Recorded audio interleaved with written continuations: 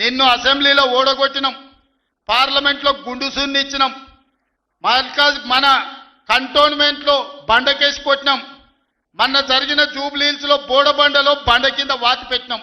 నిన్నగాక మొన్న జరిగిన సర్పంచులల్లా 12,726లో 8,335 సర్పంచులను గెలిపించుకున్నాం.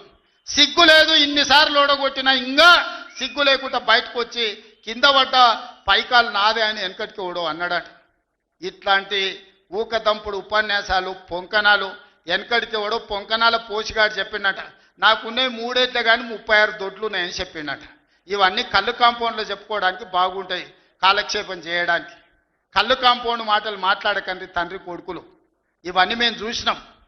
శాతనైతే రాండి, ఏందో చెప్పు, దాని ప్రకారం చేద్దాం. 29లో తేల్చుకుందాం ఇవాళ చెప్తున్నా. కాబట్టి ఇప్పటికైనా చంద్రశేఖరరావు గారు, మీ వయసుకు గౌరవిస్తాం, మీ అనుభవానికి గౌరవిస్తాం. ప్రతిపక్ష నాయకుడు నీకు హోదా ఉన్నది. శాసనసభ సమావేశాలు ఏర్పాటు చేసినాం. 29 నుంచి చర్చలు రాబోతున్నాయి. 29 నాడు నువ్వు అడిగి ఎన్ని రోజులు సభ జరుపుదామో, నువ్వు అడిగినన్ని రోజులు అసెంబ్లీ నడిపిస్తా. నువ్వు చెప్పిన అన్ని చర్చ పెడదాం, ముఖాముఖి చర్చ చేద్దాం. వెనకంగా మాట్లాడు వెనక్కి కూర్పుడు కాదు. నీళ్ల మీద మాట్లాడతామా, నియామకాల మీద మాట్లాడతామా, నిధుల మీద మాట్లాడతామా, తెలంగాణలో జరిగిన అభివృద్ధి మీద మాట్లాడతామా, రైతు భరోసా మీద మాట్లాడతామా, రైతు రుణమాఫీ మీద మాట్లాడతామా, లేకపోతే ఆడబిడ్డలకు ఇచ్చిన ఉచిత బస్సు మీద మాట్లాడతామా, లేకపోతే నువ్వు ఏం కోరుకుంటావో చెప్పు, షాదీ ముబారక్ మీద మాట్లాడతామా, కళ్యాణ లక్ష్మి మీద మాట్లాడతామా, ఇందిరమ్మ ఇండ్ల మీద మాట్లాడతామా, దేని మీద మాట్లాడతామో చెప్పు, నేను సిద్ధంగా ఉన్నా.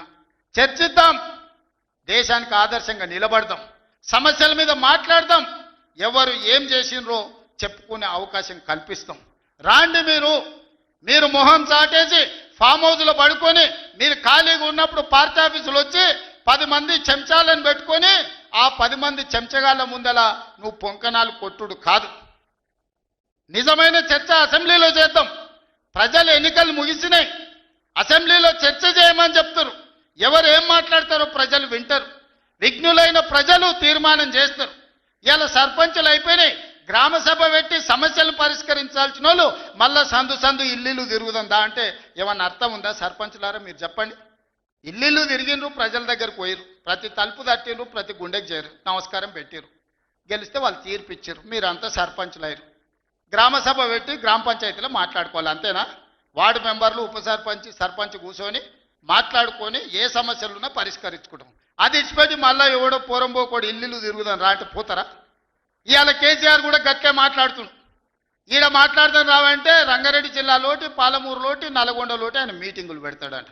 నువ్వు మీటింగులు పెట్టకపోతే సంతలో పోయి బర్రెలను కాసుకో, మేము వద్దంటున్నామా? మాదేం పోయింది? నీకు పొద్దు పోకపోతే మా కల్వకుర్తి సంతల్లో, కొడంగల్ సంతల్లో, ఇట్లకెళ్ళ మా ఎడ్ల సంతలు బొచ్చడు ఉన్నాయి.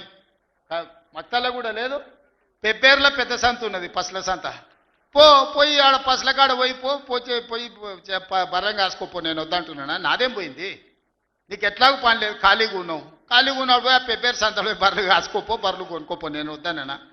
చర్చ చేయడానికి సభ ఉంది, అర్థవంతమైన చర్చలు చేద్దాం, తెలంగాణ ప్రజలకు వివరిద్దాం. అప్పుల మీద వివరిద్దామా, అభివృద్ధి మీద వివరిద్దామా, ఉద్యోగ నియామకాల మీద వివరిద్దామా, నీళ్ల మీద వివరిద్దామా, నువ్వు కట్టి కూలిన కాళేశ్వరం మీద మాట్లాడతామా, టెలిఫోన్ ట్యాపింగ్ మీద మాట్లాడతామా, సొంత బిడ్డనే ఇంటల్లుడు ఫోన్ని ట్యాపింగ్ చేసినోడు ఇంతకంటే సిగ్గులేనోడు ఉంటాడా అని వాళ్ళు చెప్తారు. ఓ పక్కన నేను 1 కోటి మంది ఆడబిడ్డలకు చీర పెడతా, సారె పెడతా నేనంటే ఉన్నొక్క చెల్లెల్ని ఇంట్లోకెళ్ళి బయటకు వెళ్ళగొట్టిన వాడు ఆస్తిలో వాటా అయ్యేస్తుంది. గంత పనికిమాలినోడు, సొంత చెల్లెలకే చీర పెట్టలేనోడు, సొంత చెల్లెలకే పండుగ పూట బుక్కెడు బువ్వ పెట్టినోడు, వాడు కూడా ఒక మనిషా? మా ఆడబిడ్డలను ఆలోచన చేయమని అంటున్నా. ఏం ఆశిస్తామమ్మ పుంటింటి కాడ మనం? చెప్పురి. మెట్టింటికి వచ్చిన తర్వాత పండుగ పూట ఇంత బుక్కెడు పువ్వు పెడతాడు, మా అన్ననో తమ్ముడో ఉంటే చీర పెడతాడు, ఇంటి ఆయన ముందర ఇజ్జత్ పోకుంటూ ఉండని కానీ కోరుకుంటా. గంతేనా? వాళ్ళ ఆస్తి అడుగుతామా? ఆడపిల్లలు మీరు సగం మంది సర్పంచులు ఉన్నారు కదమ్మా, ఆడపిల్లలారా మీరు చెప్పండి. పుట్టింటి గౌరవం నిలబెట్టడానికనే ప్రయత్నం చేస్తారు కదా మీరు మీ అత్తగారింటి కాడ. వాళ్ళ ముందర మీకు ఇజ్జత్ లేకుండా పండుగ పూట తల్లిదండ్రులు వాడు అన్ననో తమ్ముడో ఉంటే పండుగకి ఇంటికి కూడా విలువకపోతే మీ అత్తగారి ఇంటికాడ పక్కింటి కాడ తోటికోడల ముందల ఇజ్జత్ పోతుంది, అమ్మ గిత్త కంటే అవమానం ఉంటుందా, ఓ పిలిచో సారి చీర పెట్టకపోయినా మీరే కూడా పెట్టుకుని ఉంటే వానికి ఇచ్చో చీర కొని నువ్వు పెట్టినట్టు అన్న చేయరా అంటాం. పుట్టింటి ఇజ్జత్ ఎవరని తీస్తారా? ఏ ఆడబిడ్డనన్నా తెలంగాణలో ఉన్న ఆడబిడ్డ ఎవరైనా ఎంత కష్టమని ఉండని, ఎంత నష్టమని ఉండని పుట్టింటి ఇజ్జత్ నిలబెట్టడానికైనా ప్రయత్నం చేస్తుంది కదా. మీరు అందరు కూడా తెలంగాణ ఆడబిడ్డలే కదా. ఇవాళ ఇంతో అంతో తండ్రి గాలికి సంపాదించిన దాంట్లో వాటా ఇవ్వాల్సి వస్తుందని మెడలు పట్టి దొబ్బితివి నీ సొంత చెల్లెలు. నీ సొంత చెల్లెలకే సమాధానం చెప్పలోనే ఆయన నాకు సవాలు ఇసురుతున్నాడు.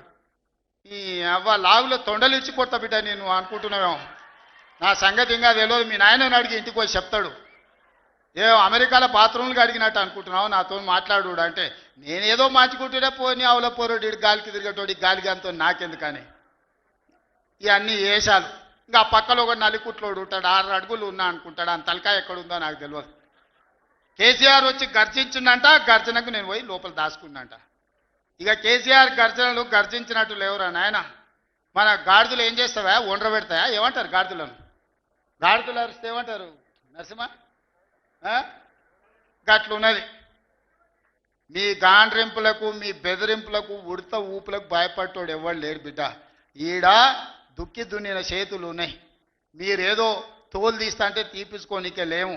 ఈ కండలు కరిగినాయి, మిగిలిందే తోలు. ఫస్ట్ నీ తోలు సంగతి చూసుకో, నీ తోలు సంగతి చూసుకో.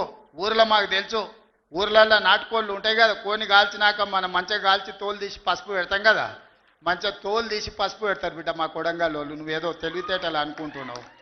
ఈ తమాషా మాటలు, ఈ అతి తెలివితేటలు కట్టి పెట్టుకో. ఎన్ని ఎలక్షన్లు జరిగినా సిగ్గు లేకుండా అన్నిట్లలో డిపాజిట్లు పోతున్నా, బండకేసి కొడుతున్నా బుద్ధి రాలే. ఇప్పటికైనా మారుండ్రి. నాకేం లేదు, మీరు అట్లుంటేనే మంచిది. ప్రజలు చీత్కరిస్తారు, చీదర కొడతారు, లాస్ట్ దేనికి వనికి రాకుండా పోతారు. కాకపోతే ప్రతిపక్షమే లేదు తెలంగాణలో అని బయటకు పోతే ఇజ్జత్ పోయేటట్టు ఉన్నది. గదొక్కటే నా చింత. అందుకే మిత్రులారా మంచిగా చేయండి. వేదిక మీద ఉన్న పెద్దలకు, మా మంత్రులకు అందరికీ నా సూచన, గ్రామాలలో సర్పంచులు వచ్చారు, అందరినీ కలుపుకోపోండి. గ్రామాల అభివృద్ధి జరిగినప్పుడే తెలంగాణ అభివృద్ధి జరుగుతుంది. ఇవాళ తెలంగాణ అభివృద్ధి చేసే బాధ్యత మనది. చిన్న వయసులో నాకు అవకాశం వచ్చింది. ఇప్పుడు చాలామంది మా సర్పంచ్ అమ్మ వచ్చింది సజ్జకాన్పేట, రేణుకమ్మనా మౌనిక, మా రాములు తమ్ముని కోడలు మౌనిక చెప్పింది 24 ఏళ్ళు చిన్న వయసులో నేను సర్పంచ్ అయిన సార్ అని. ఎన్నో ఆలోచనలతోని ఇలా చిన్న వయసులో మీరు అందరు సర్పంచ్లు అయినరు. ఇంజనీరింగ్ చదువుకున్న వాళ్ళు అయినరు, డిగ్రీ చదువుకున్న వాళ్ళు అయినరు, 22, 23 ఏళ్ళకు ఉన్న వాళ్ళు అయినరు, పెద్దోళ్ళు 80 ఏళ్ళు ఉన్న వాళ్ళు కూడా సర్పంచ్లు అయినరు. మా రాఘవ వాళ్ళ తల్లి సర్పంచ్ అయింది. వీళ్ళందరూ ఎందుకు అయినరు అంటే గ్రామానికి ఏమైనా చేయాలని అయినరు. మరి వాళ్ళ ఆలోచనలు వాళ్ళు గ్రామానికి చేయాలన్నదాన్ని మనం ఈరోజు పూర్తిగా సహకారం అందించాలి వాళ్ళకు. వాళ్ళందరినీ కూడా వాళ్ళు ఊర్లలో ఏం మాట ఇచ్చిండ్రో ఆ పనులు మనం చెయ్యాలి.